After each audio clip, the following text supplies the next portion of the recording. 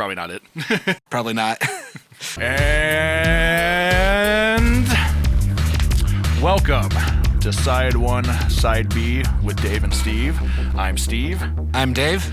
And today we have a guest. Guest, what is your name? My name is Andrew. Andrew, are you ready to jump the fuck up?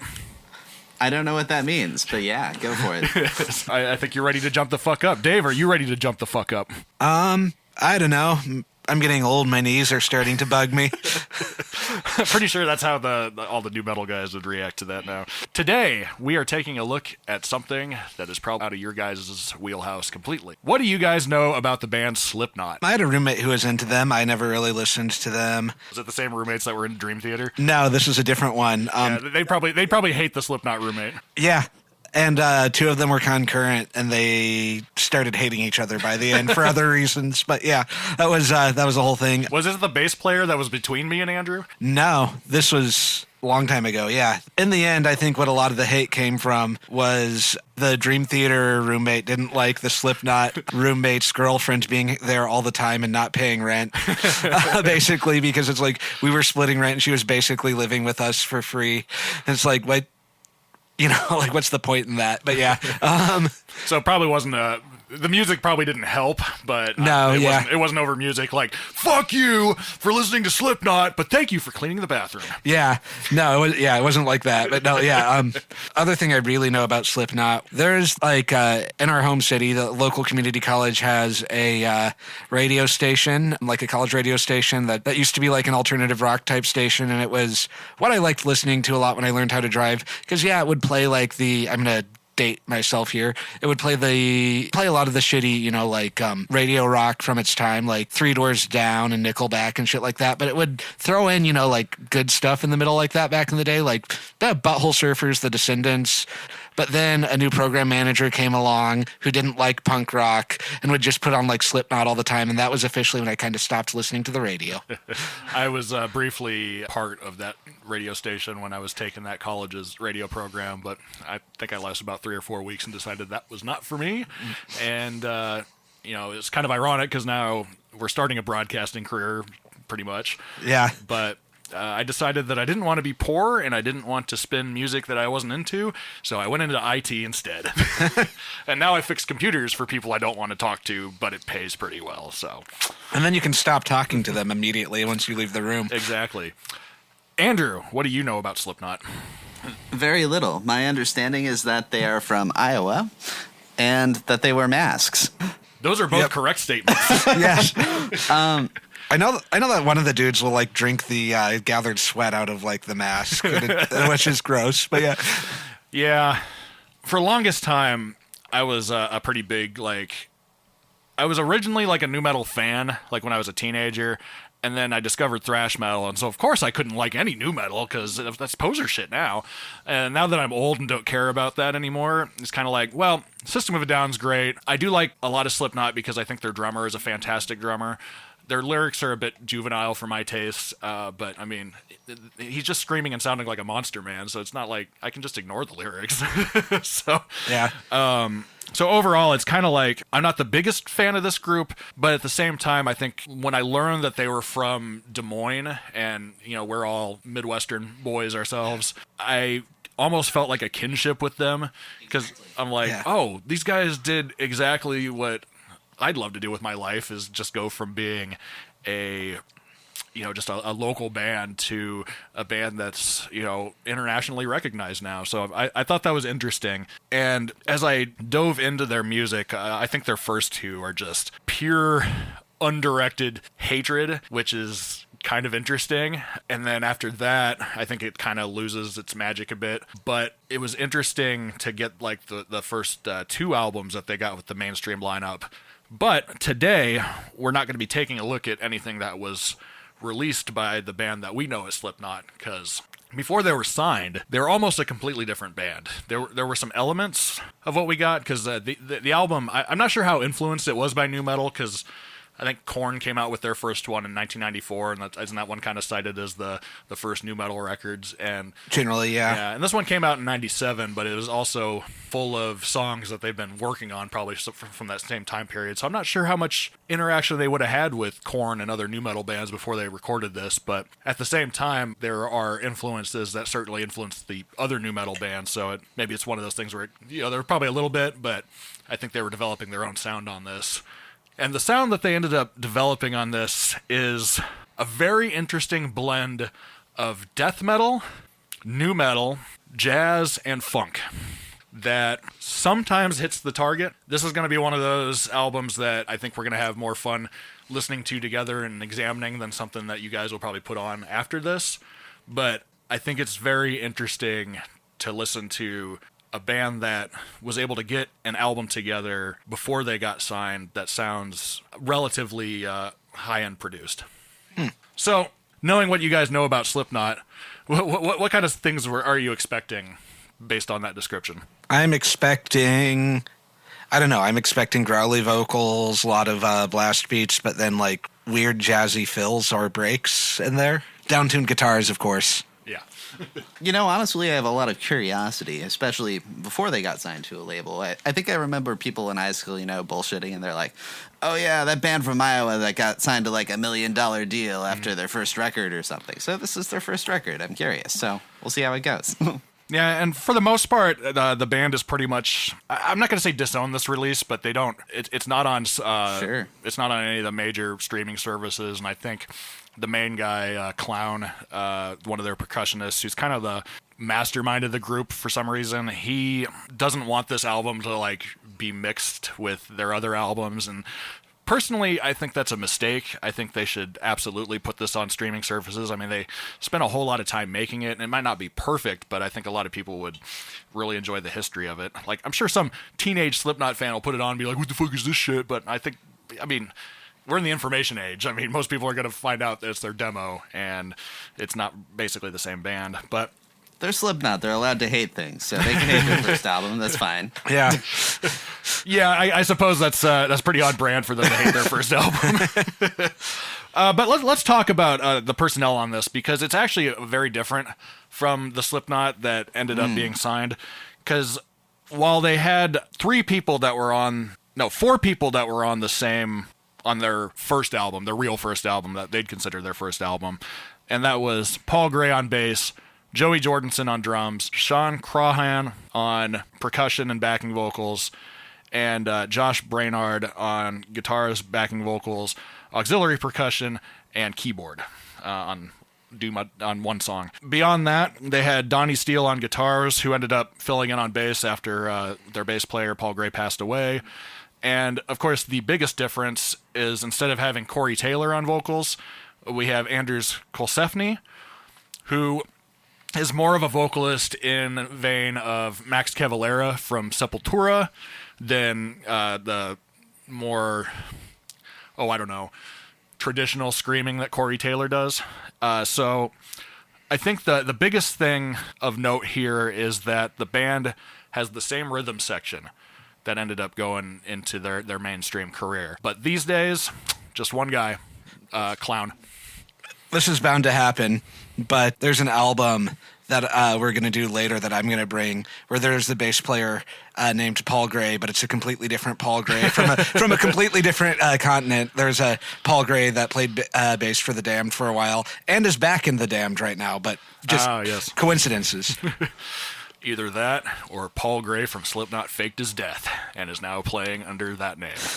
And he played for The Damned when he was like 10. Yes. Must have been really hard to get from Des Moines to... Damned's from UK, right? Yeah. All right, so we're actually breaking our vinyl tradition on this one. I could not find a vinyl copy of this, which makes sense. I mean... Was it ever released on vinyl? No, they pressed, I think, 3,000 copies of it onto CD, but it's been bootlegged. And I could find some bootleg copies for like $80 to $100, but I wasn't going to buy this for $80 to $100. And I actually do have a bootleg CD copy of this that I found in a CD trade post years ago. But thanks to the powers of modern day technology, we're going to listen to a fan remastered version. And this remaster was done by Arlo Boska. I noticed it has a significant improvement over the original sound quality, and it actually brought out a lot of elements that were a little buried in the original master. So shout out to that guy. If you're interested in listening to this album, I'd say that would be the best way to check this out. But we're still going to follow the side one, side B tradition of stopping it in the middle. And I found a track list here that stops it after Tattered and Torn. And I'm kind of curious about the layout here because it has 5 songs on side 1 and then it just has 3 on side 2. So I don't know if it's going to feel lopsided. So we'll find out if this meets a record test. But they weren't thinking about records when they designed this. So we have 5 songs on the first side. Slipknot, a self-titled song.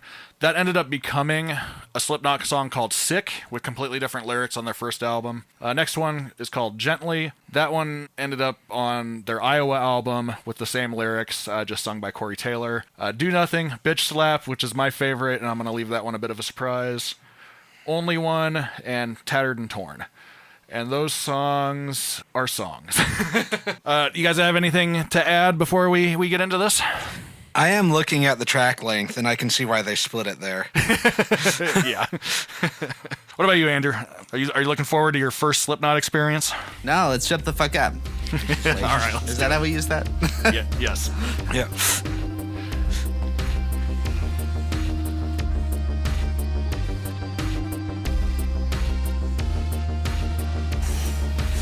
I am about to reveal just how often I've looked at freaks on the internet to point and laugh.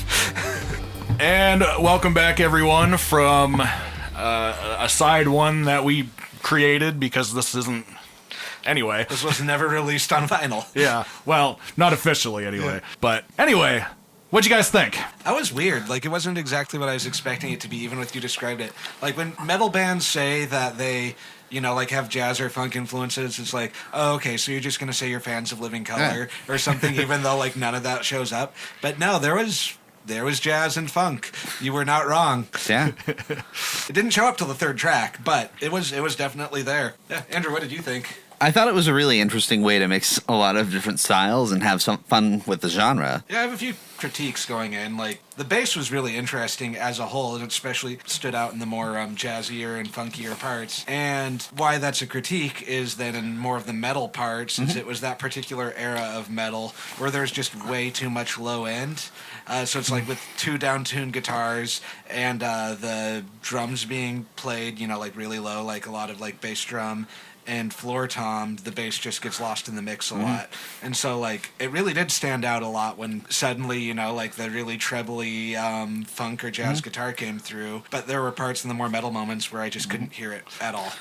Right, and I've heard often Paul Gray is cited as a really exceptional bass player. And for the longest time, I didn't really know why, because, as you say, even in their more mainstream releases, sometimes it's hard for me to pick out his bass playing. But on some of the tracks on this album, his bass playing really stood out, and he really had a chance to shine on, especially on Do Nothing, Bitch Slap, I'd say. Yeah, that was the highlight. The other highlight for me, though, was Tattered and Torn, because that one was so just fucking weird. With, like the feedback, and I think there was some synth noise in there, and then like the dynamics for different things were fading out, so different things could come into contrast. That was like the only other song on this record where I felt like I could hear all the instruments. Absolutely, and a lot of that's just that chugging electric guitar covering up the bass when they're running with all that distortion. And Tattered and Torn, it's so trebly that the bass comes through pretty well. Yeah. And I think in terms of a genre, it's interesting to think about how the bass comes through in metal, because you lose a lot of the groove that you get in a song when you can't hear the bass as well. And it really makes a lot of songs feel more disconnected, which is a lot of what they're going for. Yeah. I mean, my other critique with a lot of this stuff is they didn't transition very well in a lot of the songs. Like, there was one point when I thought, oh, is this the next song? No, it's the same song. They were just doing something completely different that didn't really sound like it was part of the same song. Like, I think they probably could have tightened some of these songs up a little bit, too. Yeah, and I think it's fair to say, this is a self-produced demo album, so, they didn't have a producer to tell them to stop. Yeah. Well, let's just kind of go through the tracks here. Well, we'll first say it was produced by Sean McMahon and mixed in March of '96. I think I said '97 earlier on audio, but we'll correct that to '96. Self-mastered. This album was limited to 1,000 copies, released through Ismist Records, and this was before they got signed, obviously. They released it on Halloween of 1996. The album cover, which we failed to talk about again in the intro, is a picture of Joey Jordison inside a cage that they made themselves, that they actually brought to their first show, and like fans could like take pictures inside of it. And I guess every time that they tried to move the thing, like somebody would get a gnarly cut off of it. So Well, that's metal as fuck. Yeah. it is, yeah. This is not the first time we've talked about people cutting themselves handling equipment on this podcast. So the first track, Slipknot, that one ended up becoming Sick on their first record. And as a kind of a side three, I'm going to have you guys listen to the re-recorded versions. The first two tracks, Slipknot and Gently, both ended up being re-recorded later, and those two are ones I would just describe as, typical heavy metal, probably more in, I'd say, the death metal vein than the nu metal vein. Yeah, they didn't strike me as sounding like they were the same thing as like Korn or Limp Bizkit or I could even compare them to like the handful of nu metal bands I like. They didn't sound like the Deftones or System of a Down, but yeah. I'd also say it was a little bit more melodic than I was expecting in terms of genre. I can definitely see how something like this would have influenced a lot of melodic hardcore, especially mid-2000s when I was graduating high school and listening to that stuff. Right, yeah. Yeah, and I like having a percussionist as well, because that meant there wasn't just like the typewriter blast beats for drums. There was other things in the beat that you could kind of pick out. One thing I really like about this record is I remember reading like the interviews where they were talking about like all the weird stuff they were doing in the background. Like the beginning of Slipknot, you can kind of hear like that noise, and I think he said that was like a jar he was rolling across a table, and they like slowed it down. So I really appreciate when bands do untraditional things like that and put them on their albums, because it's you can't really do that live. We talked about Do Nothing Bitch Slap, but we'll go into a bit more of the details on that one. According to vocalist Anders Colsefni, the jazz and the funk parts were contributed by Donnie Steele primarily. Like, I guess that was kind of his big contribution. And Donnie Steele was in this band basically just to record this album. I think he played one show with them, and then he departed right away. And then, as I mentioned previously, he actually showed up years later as their fill-in bass player that they made stay backstage for some weird reason. Well, that sucks. Yeah, well, they were trying to pay tribute to their bass player that just died, so I think they said it's weird to have him on stage. I don't really know if I agree with that logic, but that's their business. What's funny about that track is it's my favorite on here, but Anders Colsefni says that song is about how he doesn't like the left trying to take people's guns away. And to that I say, Anders, look into the Socialist Rifle Association. Yeah. But otherwise, I mean, the lyrics I think are just kind of generic. The system has failed lyrics, so I can't really, nothing about that song like makes me cringe. In fact, I mean, it's still my favorite despite knowing that. Yeah. Des Moines, Iowa. Yeah, I mean, these guys all remind me of people that I know in our scene. Like, there's almost whenever I read about any of these guys, I'm like, oh, I know an analog of this person, like in our real scene. Yeah, or not our real scene, but our local scene. Yeah, in the American heartland. Only one I thought was kind of repetitive and annoying. It was there. It didn't strike me as unique or special in any way. Yeah. When I'm listening to this album and not paying that close attention to it, it's not like I skip it or anything, but it's short. Yeah. Tattered and Torn, I thought it was interesting what they were going for with that one. What did you guys think of the rapping on that one? I didn't really code it as rapping when I was listening to it, but yeah, I counted it as kind of like the kind of jazz, more of a scat singing type of thing. Okay, I can see that. Yeah. It was also, like in 96. Yeah. It was before there was like all the bad rapping on nu metal stuff, so it's not the same as any of that really. So yeah. Well, I get the impression that these guys are just, they liked all sorts of music, so they just kind of put it all into a blender and decided to see what would happen. So, Yeah. and I think, yeah, that song and Do Nothing Bitch Slap, I think I just love it when bands step out of their normal zone and do weird stuff like that. But I couldn't see current Slipknot ever playing Do Nothing Bitch Slap. I think they did do Tattered and Torn. I think that's the third song from this that they re-recorded. So we'll see what they do with it in their commercial years. But yeah, so that's side one. And I think overall, it's got a good mix of heavy metal and it's got a good mix of cool experimental stuff that they just threw at the wall, and I think it's interesting to listen to. Oh, did you say that this was inspired by Werewolf the Apocalypse, like the role-playing game? Oh, yes, let's talk about that a bit. Okay, so White Wolf, they're most known for Vampire the Masquerade, which is a highly successful tabletop role-playing game where, you play as vampires who are trying to hide yourselves among, like, normal society, and there's all these rules called the Masquerade so that you don't unleash vampires to the world and have them hunted down and persecuted as a result. Now, the White Wolf, for a while in like the 90s, decided to do kind of like an everything in the kitchen sink with all different kinds of monsters. So they had, Mage the Ascension, Mummy the Something, Hunter the Reckoning, where you play as like a monster hunter. Probably the second best known game that they did was Werewolf the Apocalypse. In my opinion, I've only ever played Vampire and a little bit of Hunter. Most of them aren't really that different from Vampire. Vampire's the most interesting out of all of them. There's a reason why it's the most successful. But, Werewolf for a while in the 90s kind of came close. It's interesting that they chose that for a topic because I can see guys like this doing something like that. I like how kind of nerdy it is underneath all that. But one thing that's funny is like calling it Slipknot and having it... naming the album Mate, Feed, Kill, Repeat, it made me, made me think of nodding, which, Steve, do you know what nodding is? I do not. Andrew, do you know what nodding is? I have a feeling I'm going to find out and learn why this podcast has an explicit tag. Not just because you're sitting there naked, but yeah. So when wolves have sex, the penis will engorge itself and get bigger so it stays inside. You know how when cats have sex, the penis is barbed, so it no, stays I don't in. know. Well, yeah, actually, I did know that about cats.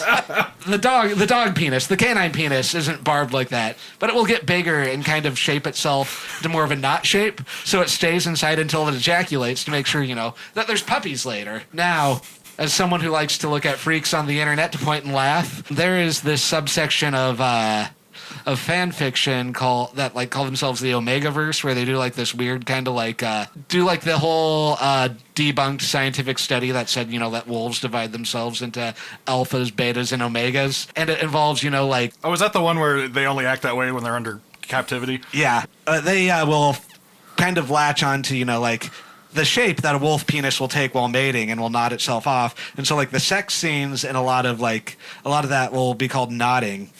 And so human characters will become werewolves and their penises will behave like a wolf penis. And so calling it Slipknot in an album that's about werewolves and the word mate is in the title. And there's just I think these guys might be perverts. I think they would confirm that if you asked them directly. We'll have to ask Corey Taylor what he thinks of that. Yeah, I mean, he wasn't in there at that point. No, but we need to know what he thinks of it. Yeah, we do need to. So, Steve, what do we have to look forward to on the other side? We have more of that to look forward to. Well, so I remember side B being more of a chill side. So I think we'll have that to look forward to. All right. I know everybody is listening to this along with us at home, so think about what Dave just said while you're listening to these next three tracks. And remember that you can never not unknow that. I wonder if anyone just stopped the podcast. If anybody stopped the podcast at that point, let us know. Yeah. Wait a minute. Anyway. Yeah.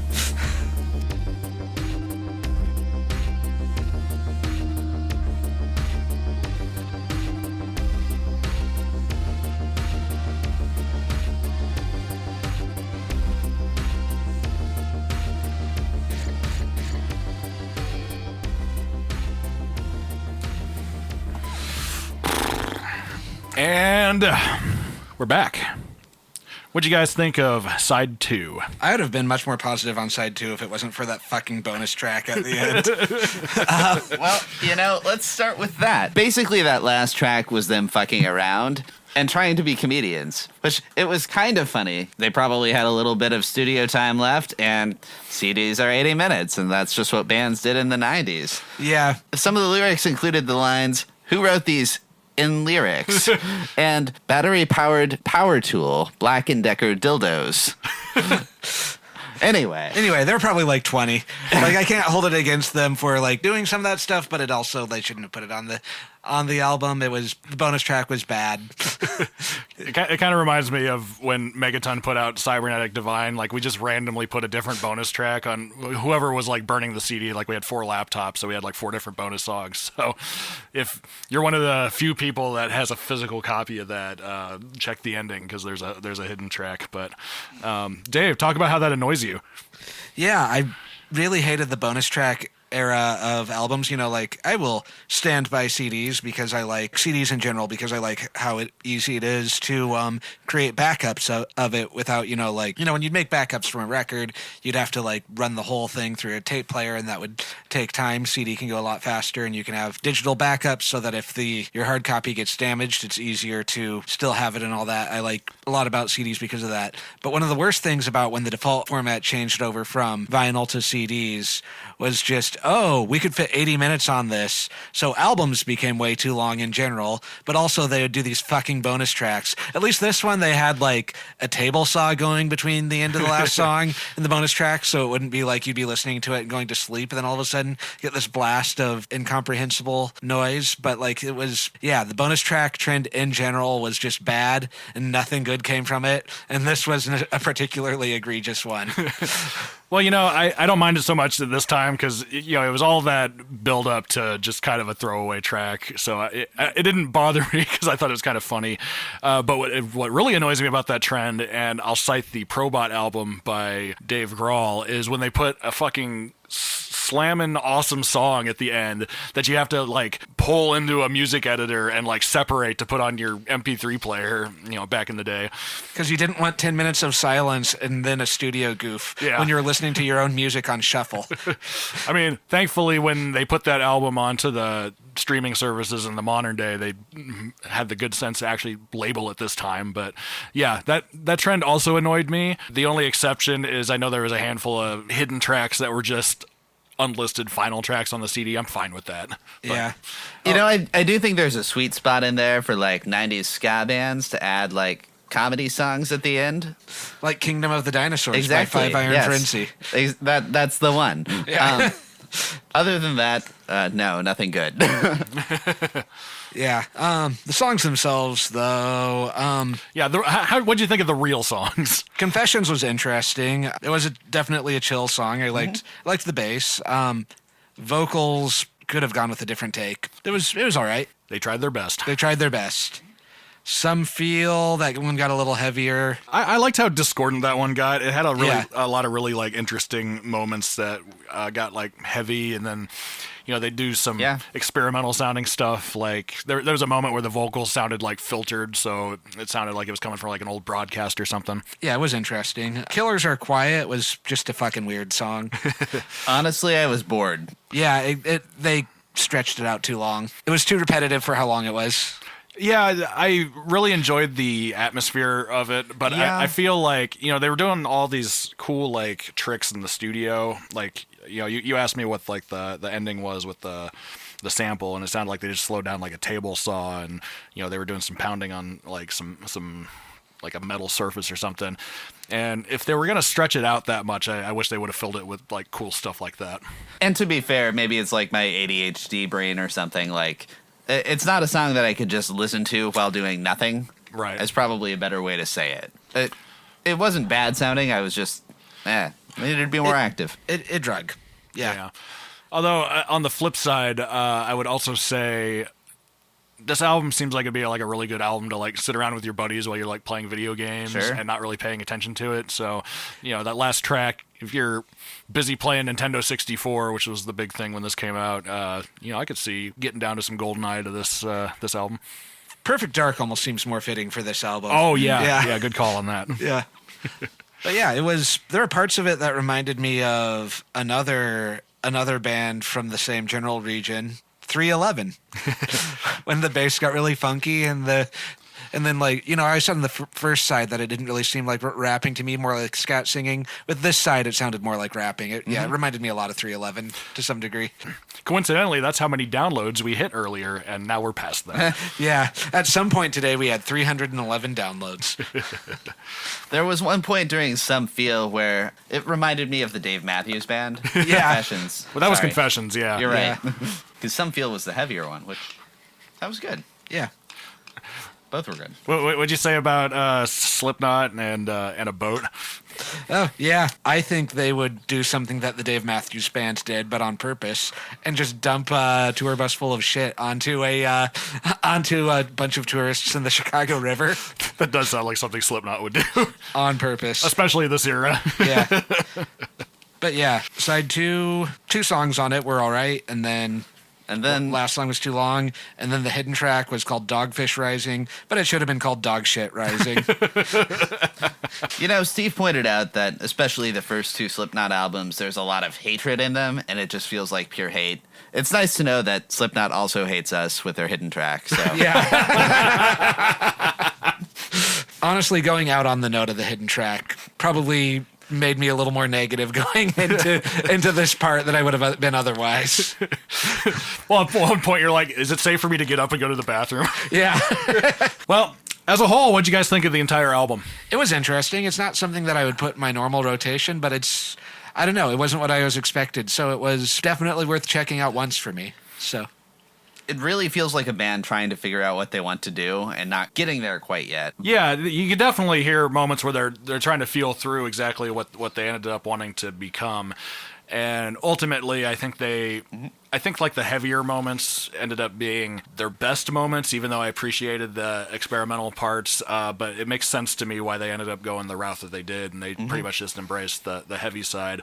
Although they did get more melodic as time went on, but I would say it was disconnected from the melody that you pointed out on this album. Yeah. yeah, a lot of metal bands from this era, not just new metal, but like a lot of metal bands from this era got more melodic as time went on too, because at some point, I'm saying this as someone who used to be a bad singer and now is an okay singer. Eventually you learn how to sing. That happened to me too. Yeah. You know, I found the best way to become a singer was to just get out there and do it and not care what anybody else thought about it. So. Yeah. Well, and you know, that segues pretty well into the next part I want to go on this. I'm going to play you guys the 3 songs that they ended up re-recording during their mainstream years, and we can talk about the difference between the vocals, and we can discuss, was this like a needed change, because that was a big discussion that was going around their group at the time. They ended up getting Corey Taylor like kind of behind Anders' back, and they put him on custom percussion and backup vocals, and he decided he didn't want to do that. And so before they were actually getting ready to go out to the West Coast to record their actual first album, and he dropped out. So I don't blame him for dropping out after a move like that. yeah, and I mean, in his defense, I mean, he didn't know they were going to get famous. Yeah. How many bands go to do their first album, they do their first album, then you never hear from them again? Yeah. And, you know, that could have just as easily happened. But I'm actually kind of happy for the guy, because he recently got back into the news, touring Australia and New Zealand, playing this album with a different backing band. Mm-hmm. And I'm actually going to show you the live performance of Do Nothing Bitch Slap, so we can talk about that. He's talking about re-recording this album, and unfortunately, his backing band re-recorded this album and released it without telling him. So there's a subpar version of this album floating around on Spotify right now, but he says that he wants to do it properly at some point, so I hope he gets the support to do that, because it would be interesting to hear this album but produced. All right, anyway, we're going to listen to those 3 tracks, and then we're going to talk about a possible alternate reality.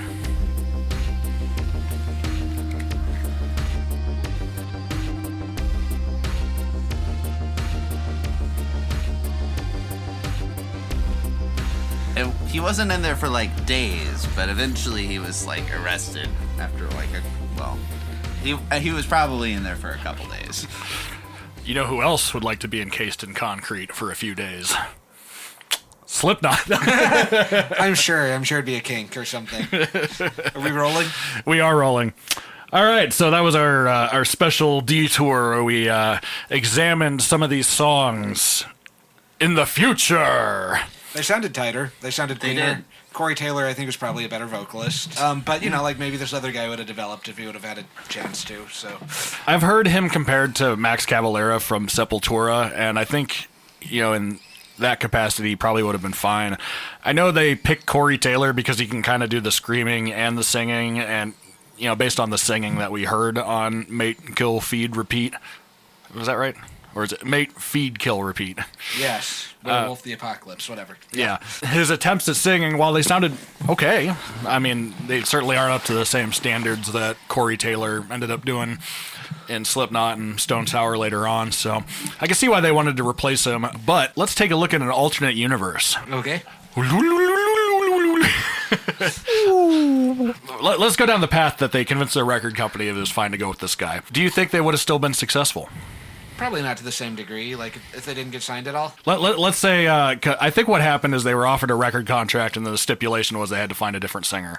And so they ended up moving him to percussion, and they played some shows with him under that before he left. So let's say they get signed anyway, and they say, all right, look, I know you want us to get a different singer, but let's just say, I don't know, we give this guy vocal lessons, and they end up keeping him. Do you think he would have had the same staying power as Corey Taylor?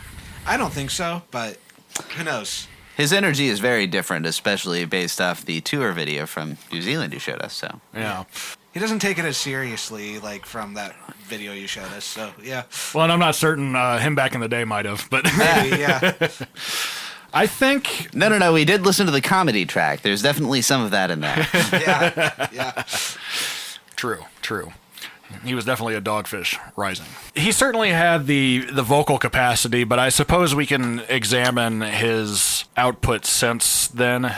Corey Taylor obviously went on to do big things with Slipknot itself, but that ended up getting his band that was going on at the same time as this album, Stone Sour, that ended up getting signed too. So obviously he had some sort of talent that the record company saw there. And while I might not be the biggest fan of the lyrics he came up with, it obviously connected with like generations of teenagers back, when we were that age. Yeah. Anders' stuff being based on Werewolf the Apocalypse, that's pretty niche. I think they probably could have gotten to the same level as, I don't know, Fear Factory maybe? Yeah, they probably wouldn't have gotten as big. It would have been different. He definitely has a certain goofiness that I wouldn't have associated with Slipknot. He's talented. He has fun. I don't know. Well, that was your guys' first Slipknot experience, at least in full. I guess it sounds like you heard some Slipknot Here and there, but here and there, not a record all the way through. Which did you like better, this, Ace Frehley, or Diano? I like, the New York Groove cover, then this, then Diano, then the rest of the Ace Frehley record. I think that's fair. Yeah. Andrew, without hearing any of those records, which one's the best one? I gotta say, I like them all. Well, all right. So we'll probably never listen to Slipknot again because I can't think of any other albums that would be worth bringing in here to show other people, unless I want to torture somebody. Maybe Kyle. It'd be funny to torture Kyle, but I'd probably use a Pantera record to torture Kyle. Oh, yeah. Or not even Pantera. The band that they had after Pantera called Damage Plan, and one of the tracks is just called Fuck You. That Corey Taylor was on. Oh, we brought it full circle. All right. Well, that's it. We'll check out our description for our upcoming episodes and our past episodes. Check out the Alliterates. Andrew, our bandmate, plays bass for the Alliterates. Yep. And stay tuned after the theme song for more information. Yeah, catch you on the flip side.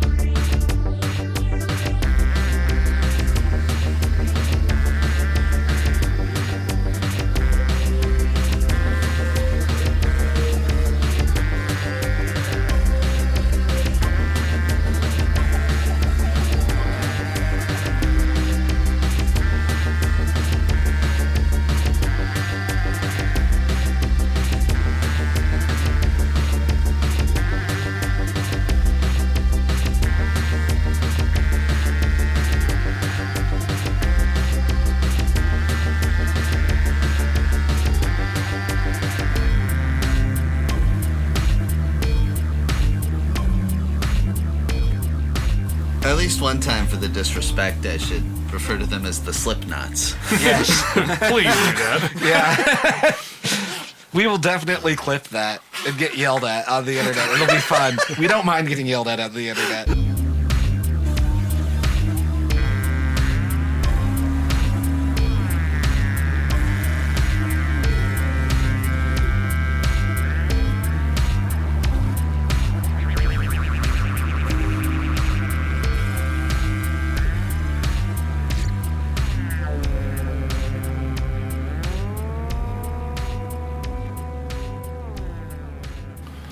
Side 1, Side B is a Floof Goof Studios production. Check us out on the interwebs by going to my website, killrockmusic.com. That's KILRAVOCK music.com.